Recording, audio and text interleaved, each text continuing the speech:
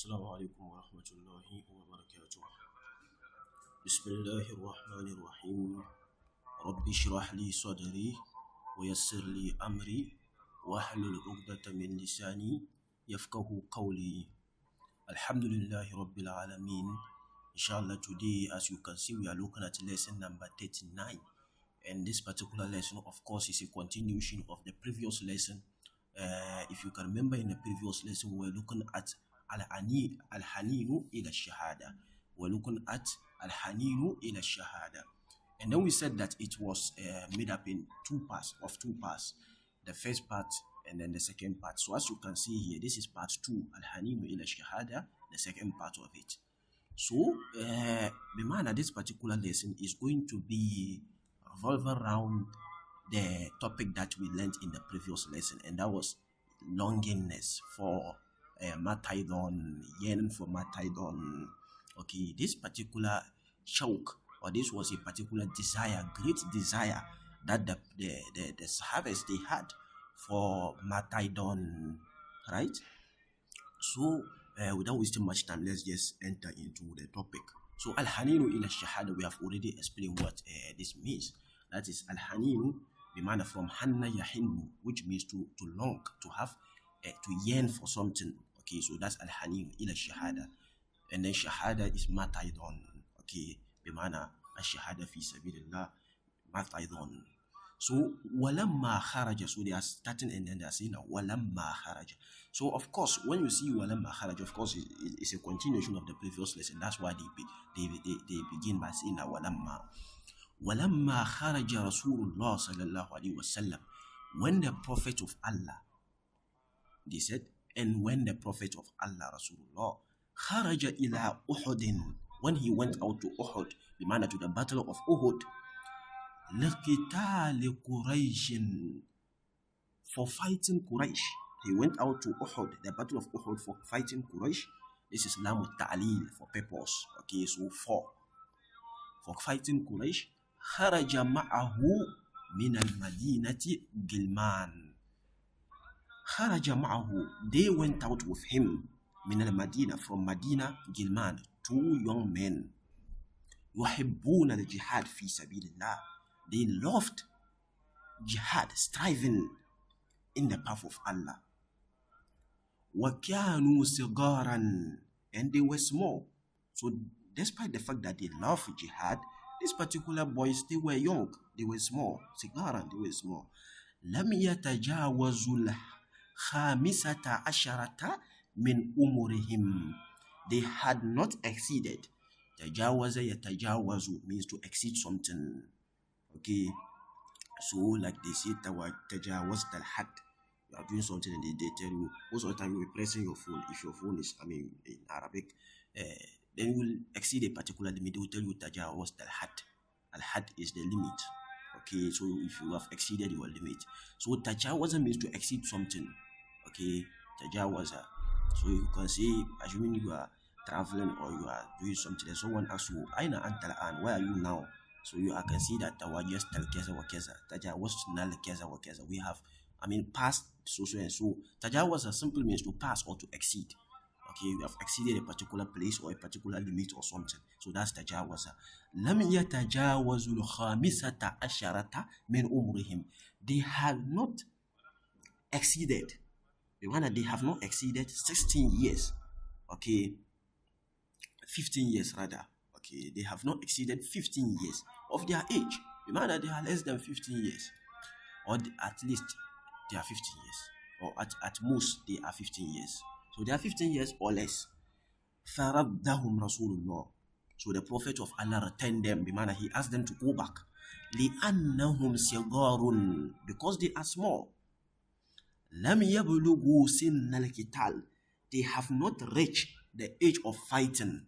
Of course, there is an age for fighting. It's not every Tom, Dick, and Harry that goes out to the battle. The battle is, is something very, very, very, very necessary. And we need people to come out and fight for the path of Allah, on the path of Allah.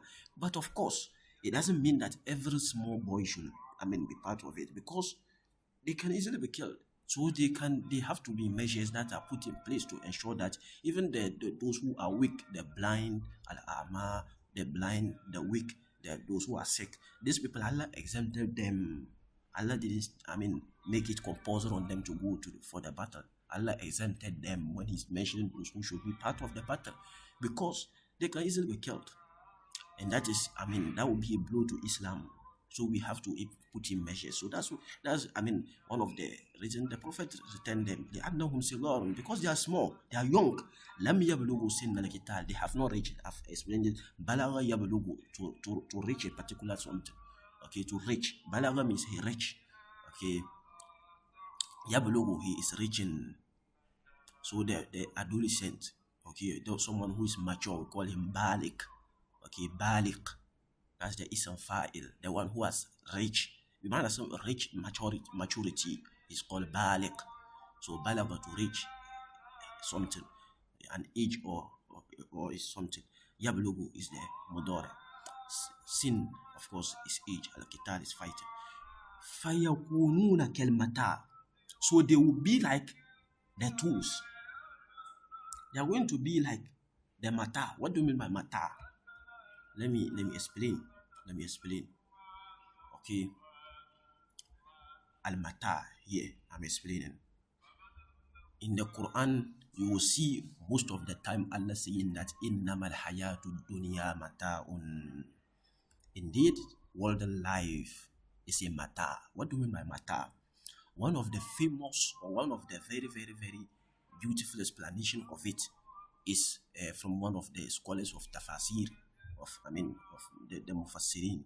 Okay, one of these mufassirin, one of those who do tafsir of the Quran, he explained it by saying that he was someone who actually go around and then he tried to find explanations of some of the words of the Quran from the Bedouin communities, the pure Arab villages. He goes to the Arab countries, and not just the Arab countries, but the villages in those Arab countries. He go to the villages, the pure villages of the Arab countries, and then he tried to find out how are those words used. So assuming he's searching for, let's say, the meaning of mata, he will just go to the Arab countries, go to the villages of those countries, and then he tried to listen to people. And he see at least once in a while someone will use mata, and he will see in what context does the person use it. Because the Quran was something that was revealed to those people. It was revealed to those people. And those people, they knew a lot of Arabic. And the Quran was something, that's why it is Al-Quran. It was something that is recited and heard. That's all. It was something that was meant to be heard. So the main part of it is listening. So the Quran, the disbelievers, there's no need to, there wasn't a need to bring, let's say, Abu Jahl and sit him down and explain the tafsir of the Quran to him. I hope that is clear. The disbelievers, Allah made the Quran so easy, such that at least if they just hear it, it will pass, it will make sense to them. It wasn't something that is, how do I say it? Like they say that inna Allah la yuhatabu nasu illa bima yafqahun. Allah does not talk to the people except with what they understand. So the Quran was revealed in their time, and most of them, they were Bedouins, they were pure Arabs. So in the context in which they were, that is best, the Quran is best understood if we understand the context in which they were when the Quran was revealed to them. So that's why he chose to go around those Bedouin communities, look at how they use those words of the Quran, and then he used it in his tafsir. So he went and he was searching for the meaning of mata. And then he came to a particular place where there was a river bank. A small girl was sitting by the riverside, the beach of the river, and he was washing her dress. And he was having a particular brush, something like a brush that she was using to wash her dress. And then a particular dog came, and then he took the brush and ran away. So the girl started crying, and then she said that akhaza mata'i, the dog has taken my mata. And what does it mean? The dog has taken my tool, the tool that she is using to wash. She said the dog has taken it. So he concluded, this scholar concluded that al-mata means that a tool that you use to do a job is called al-mata. And that's very important. That's why Allah says إنما الحياة الدنيا متاع. The worldly life is a tool. Bimana, anything you are having in your hand is a tool. If you are rich, if you are intelligent, if you are this, if you are that, if you are so and so and so and that, all those things are tools. Tools for doing a greater job, and that greater job is getting to Allah. Getting to Allah. Being in Allah obedience. Following His commands. Doing what Islam asks for. That is the greater job that we have. And anything in this world that we are having is for us to use those tools to work for that. It's like you give fried rice. You have a fried rice with chicken and very nice food, and then you give a spoon to a child. Use the spoon to eat the rice. So the spoon is the tool and the rice is the goal. So if the child now become like the tool is so beautiful, the spoon is very, very beautiful, to an extent that the child forgets about the rice and the chicken and this delicious food. What is that? This is a loss. So that's what happens to us if we are over obsessed with what we have in this life and we forget about the greater goal. It's like we forgetting about the food when we are given a spoon to eat the food. I hope that is clear. So that is mata. So for yakununa kel mata, you know that when they are going to battle, they are cut. So now let's come back. When they are going to battle, they have these particular things that they are carrying. Let's say they have water, they have food, they have basic amenities, supplies that will keep the military alive. Of course, it's very, very necessary. Okay, they have supplies that the military uses, water, food, and small stuff that they need. So that's the matter. Tools to sustain them, to be able to do their job. So that's the matter. So he's saying that these particular small boys who are also trying to come out, they are just going to be like the supplies. Remember that the supplies are just, they are kind of, so let's go forward. He will explain. So he says that وَيَشْغُلُونَ الْكِبَارِ, and it will put the big ones, al-kibar, the big ones, remember the age people, not the young people, the grown-ups. It will put them into work. يَشْغُلُونَ al-kibar. It will make them busy. So instead of them to concentrate on the battle, it will now make them busy. It will take their attention. Aidan also yurakibunahum wa yahrisunahum. When we say raqaba, it means to supervise, to monitor, to observe. That's what we call the murakib. The murakib is the supervisor, okay, at the school or the university or someone, even the someone who is in charge of the finance, we call him murakibul mali, okay, the financier. So Rakaba means to observe, to watch over someone who is being appointed to supervise. Is called the Murakib. So Yurakibunahum. Of course, if you have a young child and you are going with the young child, you have to be monitoring them because they can easily get lost. Okay, so that's why he says Yurakibunahum. They are going to be monitoring or supervising over them. Wayahrisunahum, and they are going to be watching over them. Harasa. Okay, the verb here is harasa, and that is to watch over. That's what we call the haris, the watchman or the gateman, someone who watch over a property. It's called the haris, okay, or the security. So yahrisunahum, and they have to be watching over them. So these things, are some of the reasons why the Prophet did not allow them to go.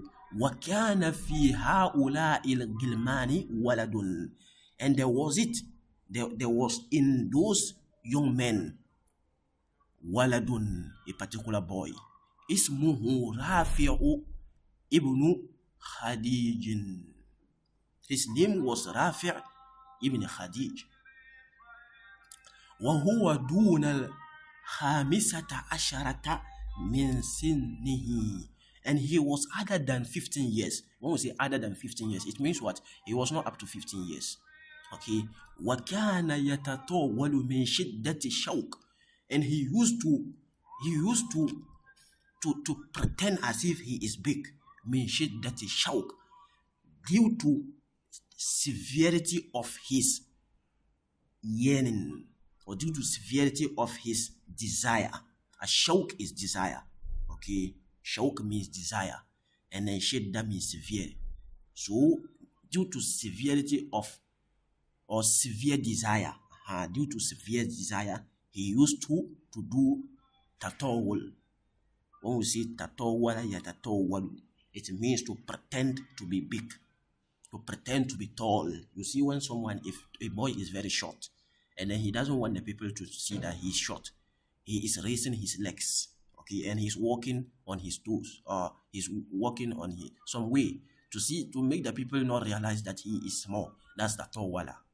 Okay, tatawwala. Most of the time when verbs come on this pattern, it means pretending. Like we have tazohara. Tazohara means he pretended. Okay, tazohara yatazoharu, he is pretending. Tamarada yatamaradu. Marada means someone who is sick. Tamarada means he pretend to be sick.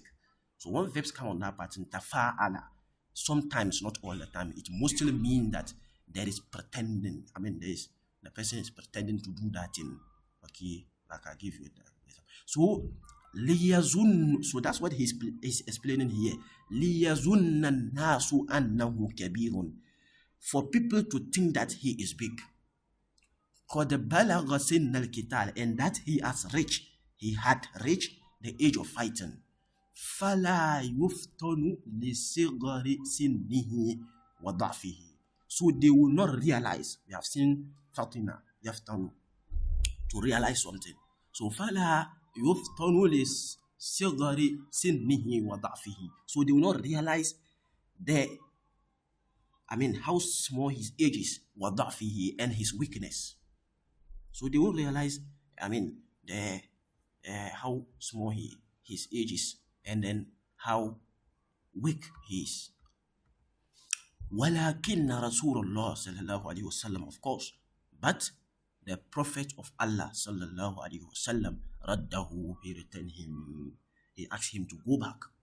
لِأَنَّهُ عَرَفَ أَنَّهُ صَغِيرٌ, because the Prophet knew that he is small. وَأَنَّهُ, and that he يَتَطَوَّلُ, he is pretending to be tall. He's not tall, he's a small boy. فَشَفَعَ لَهُ أَبُوهُ, then his father interceded on his behalf. شَفَعَ لَهُ, he interceded on his behalf. The verb here is shafa'a. Shafa'a means to intercede. Okay, they will have shafa'un, that's the noun. Like we have shafa'ul batil. You know, the Christians, they have this concept of shafa'ul batil. Okay, it is baseless ideology, that they believe that on the day of judgment, Jesus, Isa alayhi salatu wasalam, is going to intercede on their behalf. Okay, so we call it shafa'ul batil. It's a false intercession. It's not something that is going to take place. It's not true. Yes. وَلَا تَزِرُ وَازِرَةٌ وِزْرَ أُخْرَى. No one will carry the burden of another on the day of judgment. Everybody is going to carry his own burdens. So shafa is to intercede. Shafa'un is the noun. Okay, so shafa'a lahu, he interceded on his behalf. Fashafa'a lahu abu, his father interceded on his behalf. Waqala, and he said, his father said, Ya Rasulullah, O Prophet of Allah, inna bani rafi'an, indeed my son, inna ibni, this is inna ibni, inna bani, my son, rafi'an, my son Rafi'. So the name of his son is Rafi'. So indeed my son Rafi', ramin, he throws. What do you mean by he throws? The verb here is rama. I would say rama means he threw. Okay, like this.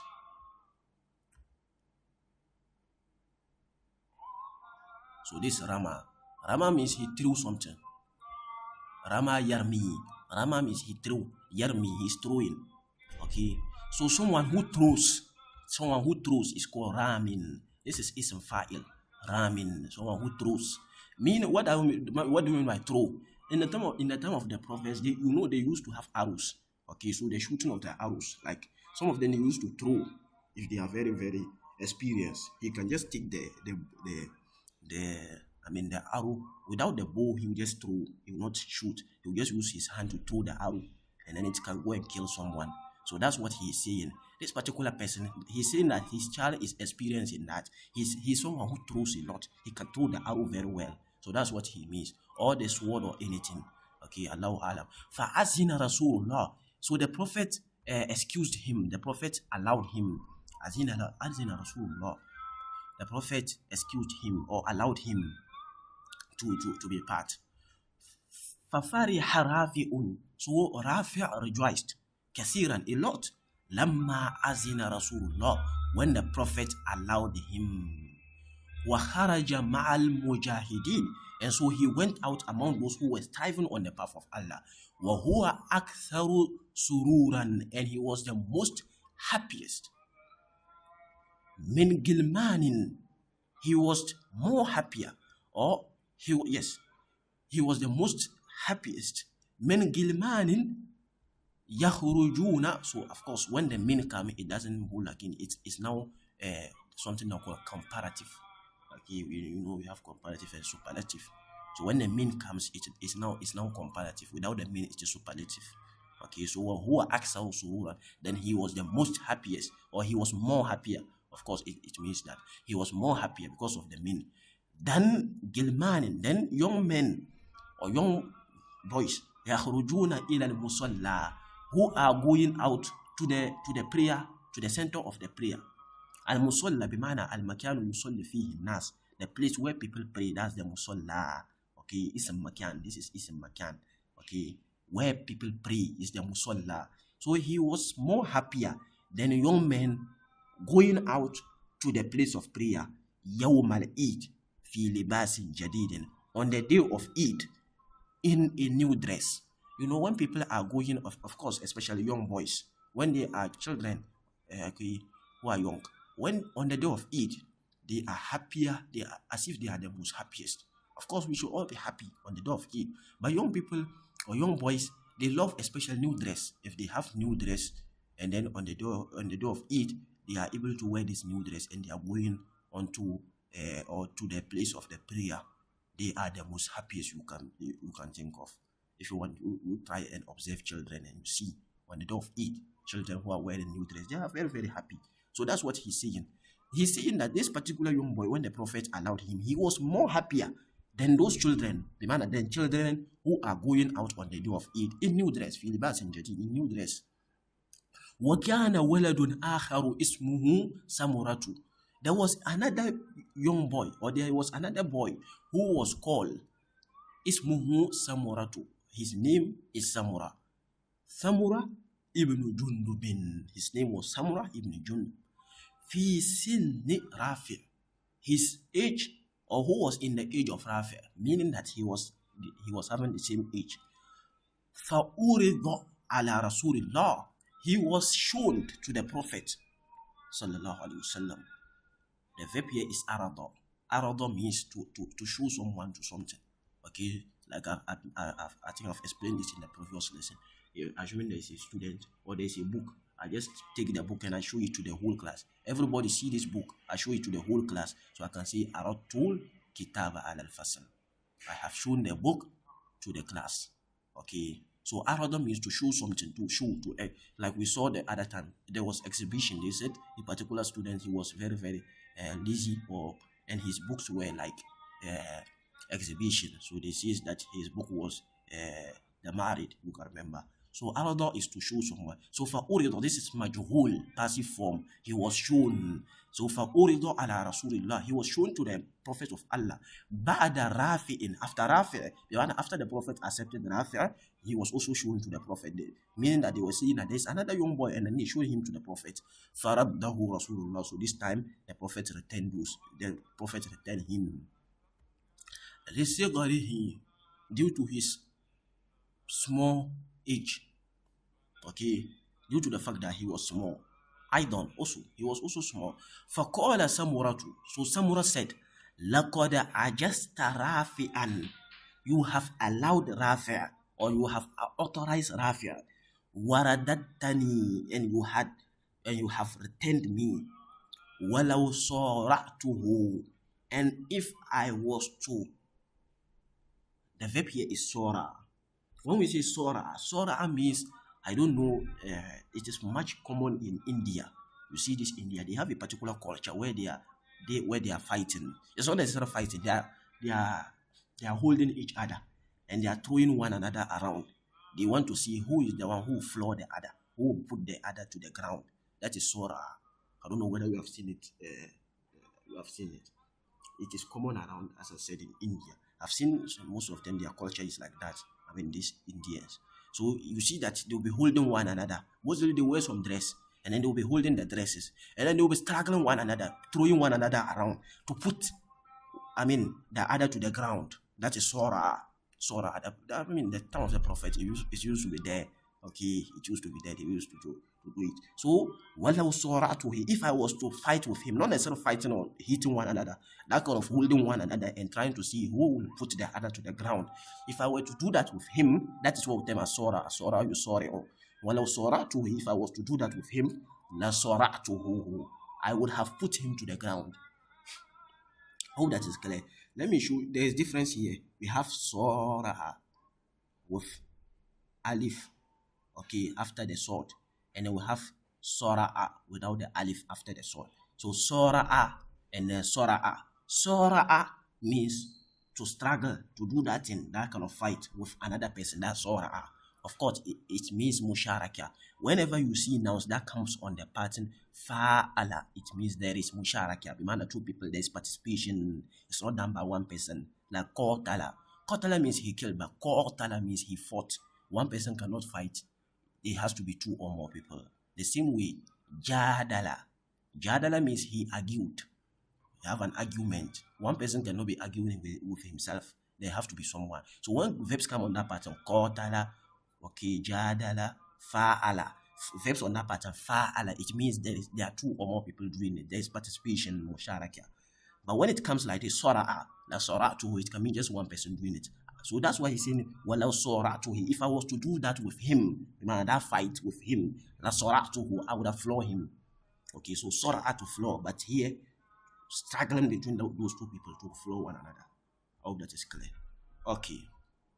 So this is what he said. He's trying to say that he's more, he has strength than the first person that the Prophet allowed him to be part of the army. So that's what the claim he was making. He's thinking that I am more, I have a lot of strength than him, but you have allowed him and then you are telling me to go back. So this was what he was saying. فَأَمَرَ Rasulullah, the Prophet of Allah, commanded Samurata wa Rafi'an. He commanded Samura and Rafi' bil musara'a, to do that for struggling and fighting with one another. The Prophet commanded him, okay, do that and let's see. You see, very interesting. Bil musara'a. So this is the noun of it, musara'a. Okay, musara'a, to fighting to floor one another. That's the musara'a. Okay, so the Prophet commanded them, okay, let's see who is more strong. Do that and let's see. So they were doing it. Fasara'a Samuratu Rafi'an Kama call. So just like he said, Samura, he floored Rafi'an. He was able to put him to the ground. He was able to throw him to the ground. What he said was true. So that's what they say, Kama call, just like he said. واستحق أن يسمح له بالدخول في صف المجاهدين. استحق means to deserve. Okay, استحق يستحق, to deserve something. Okay, so if I say استحق, may Allah not, استحق بالعذاب, he need to be he deserved punishment. Oh, that is clear. يستحق بالعذاب, he deserved punishment. So استحق, as I said, to deserve, يستحق is the mudore, meaning that he is deserving. So واستحق أن يسمح, he deserved to be allowed. أن يسمح له, he deserved that he should be allowed بالدخول في صف المجاهدين, to enter in the rows of the mujahideen, of those who were traveling on the path of Allah. He deserved to be allowed to join the army. That's simplicity what it means. Okay. بالدخول في صف. صف, of course, is rows. Okay, rows. So fuf is the plural. صف is just one row. Here is an expression, not necessarily there wasn't a row. It simply means that to join the mujahideen, those who were traveling on the path of Allah. That was the army. Okay. So he says that فَأَجَازَ رَسُولُ اللَّهِ سَمُرَةَ لِلْخُرُوجِ. So the Prophet authorized, or the Prophet allowed Samurata to also go out, bimana to go out with the army, to join the army in simplicity. فَخَرَجَ سَمُرَةُ. So Samura also went out from the house, bimana with the battle to the battlefield. وَقَاتَلَ يَوْمَ أُحُدٍ. And he fought on the day of Uhud, fi sabilillah, on the path of Allah. I hope that is clear. So this Samura, he went out on the day of Uhud, and then he fought in the path of Allah. Uhud was fought in Medina. Okay, it was fought no, it wasn't fought in Medina. Sorry, that was the how do I say it? That was the opinion of the Prophet. Okay, the Prophet was having opinion that we should just remain while the disbelievers come. We should just wait. There was rumors that they are coming, so the Prophet's opinion was that let's be here so that they will come. But the Ansar, they were yearning for the battle, so they gave a suggestion that the Prophet, let's go out and meet them on the way. We should not allow them to come to Medina. And so the Prophet agreed with that, and it didn't go well for us. But the Prophet's opinion was, let's remain in Medina so that they will come. Okay. So وَقَاتَلَ يَوْمَ أُحُدٍ فِي سَبِيلِ اللَّهِ. He fought on the day of Uhud in the path of Allah. Radiallahu an Rafi'in. May Allah be pleased with Rafi' wa Samura and Samura. وَرَزَقَنَا اتِّبَاعَهُمْ. And may He grant us their following, the ability to follow their footsteps. May Allah grant us that. Of course, may Allah grant us that. Amin. Kulu amin. We should also say amin. Okay, amin. May Allah grant us that. It is something that is very, very, very, very necessary, very, very, very important. Like Allah says in Imran, okay, وَلَئِن قُتِلْتُمْ فِي سَبِيلِ اللَّهِ أَوْ مُتُّمْ لَإِلَى اللَّهِ تُرْجَعُونَ. Whether you are killed in the battle of fi sabil, on the path of Allah or not, okay, you surely return to Allah. So those people who fought in the battle, it wasn't that they were killed in the battle or the battle was there what killed them. Even without the battle, they were destined to die. Every human being are already going to die. So isn't it best to give out your life on the path of Allah, so that you will have, on the day of judgment, they are one of those who have the highest degree in Jannah. Of course, even if they hadn't fought on the battle, they would have surely died. Death is something that is la budda minhu. There's no escape from death. You can't do away with it. So you are already going to die. The best thing is to use it to loan Allah. Your life, you use it to loan Allah. Whether you use it on the path of Allah or not, your life will surely come to an end. Okay, your life will surely. It's something that is, very, very short. The life is very, very short. But sometimes we look at it to be very, very long, and we can enjoy with it. But in reality, there's no real enjoyment. Whether you have a very, very comfortable life or not, surely the destination of your life is death. So the best is to use it in the path of Allah, so that you will have reward that will never end. Okay, on the day of judgment, the reward of those who were really on the path of Allah, it is not going to end. You have reward that will never end. Okay, so it's very, very interesting. Those who were killed in those battles, okay, this glorious, and then very, very good Sahabas who were killed on the battlefield. Even if they were not killed, surely today they wouldn't have been in existence. Death was something that was destined for them, and even all of us. So the best, you better use it on a path that will grant you something that will never end. Okay, you believe in what you believe is what you invest in. The best of investment is investment in the path of Allah, because it will grant you what you will never lose. But any other thing that you use your life to invest in, it is something one day that will finish, or something one day that will become useless, or something one day that will expire, or something one day that will extinct. It is something that is hack, that is truth, that is the truth. The only thing that doesn't go in extinction is the reward of Allah. It's something that Allah gave out as a recompensation. So it is better for us, any small occupation, any small thing, any small matter, any small tool that we have in this world, whether you are intelligent, you are rich, you are whatever, use it on the path of Allah. Portray good image of Islam with whatever you are having, your jobs or whatever you are. Try to benefit Islam with it, because that is the best of investments. May Allah grant us this particular miras, and that is the inheritance of the Prophet. Inshallah. So, inshallah, we'll look at the next lesson in the next session.